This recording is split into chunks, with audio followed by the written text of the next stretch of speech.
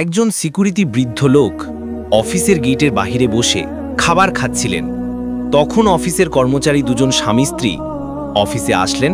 এসে দেখল গেটের বাহিরে বসে দারোয়ান খাবার খাচ্ছে। তখন মেয়েটি দারোয়ানের গালে জুড়ে একটি চড় মারল। এক সেকেন্ড, দেখছো এটাকে? এই, ওটাকে দাঁড় করাও। ম্যাডাম জি, আপনি আমাকে চড় কেন মারলেন?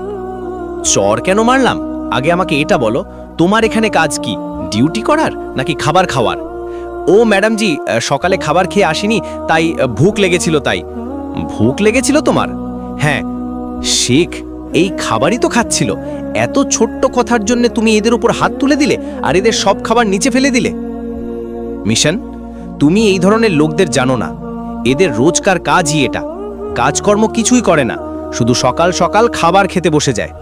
আর হ্যাঁ, যদি খাবার খাওয়ার এতই শখ, তাহলে নিজের বাড়িতে গিয়ে খাও, এখানে নয়, বুঝলে? আর আজকের পর যদি তোমাকে খাবার খেতে দেখি, তোমার পা ভেঙে দেব। জি।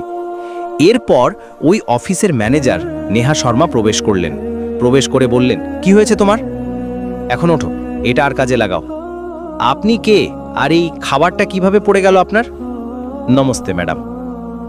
নমস্তে। আমি আগে আপনাকে এখানে কখনো দেখিনি। ম্যাডাম সাহেব, আমার ছেলে চাকরি করত, সে অসুস্থ হয়ে পড়েছে, তার জায়গায় আমি এসেছি। আচ্ছা, হ্যাঁ, আপনার ছেলে আমাকে আপনার কথা বলেছিল, কিন্তু এই খাবার কিভাবে পড়ে গেল? ওটা আমার হাত থেকে ছুটে গিয়েছিল ম্যাডাম। কোনো ব্যাপার নেই, তবে এবার থেকে একটু সাবধানে থাকবেন। জি। আমার কেন এমন লাগছে যে ওই গার্ড আমার কাছ থেকে কিছু লুকোচ্ছিল? মনে হচ্ছিল যেন মিথ্যে বলছিল। কিন্তু আমি কেন এতটা বিরক্ত হচ্ছি? একটা কাজ করি, সিসিটিভি চেক করি।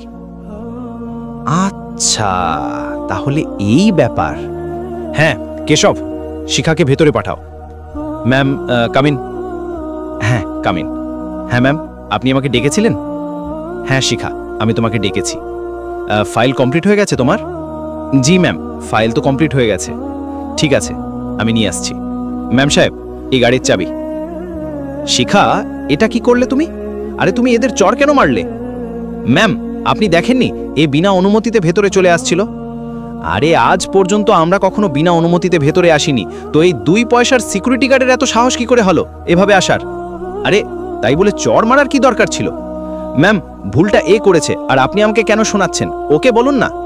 শিখা, দেখো, তুমি আগে যাও আর তামিজ শিখে এসো।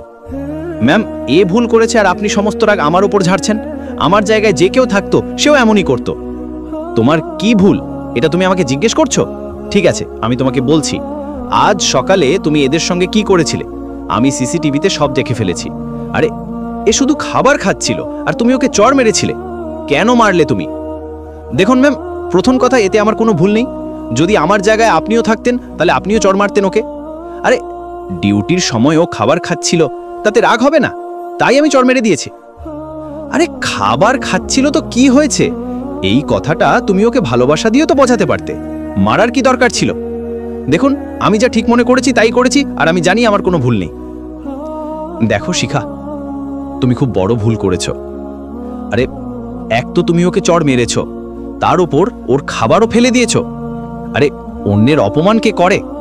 তোমার এমন করা উচিত হয়নি। আরে অন্তত এটুকু তো দেখে নিতে যে তোমার থেকে কত বড়, আর বড়দের কেউ এভাবে অপমান করে না। তুমি ওর অপমান করেছ, আর তোমাকে ওর কাছে মাফি চাইতে হবে।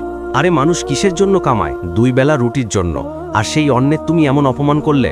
দেখুন ম্যাম, আমি জানি আমার ভুল হয়েছে, আই এম সরি।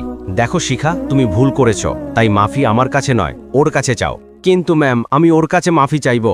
আমি বললাম না ওর কাছে মাফি চাও, নয়তো আমি এখনই তোমাকে চাকরি থেকে বের করে দেবো।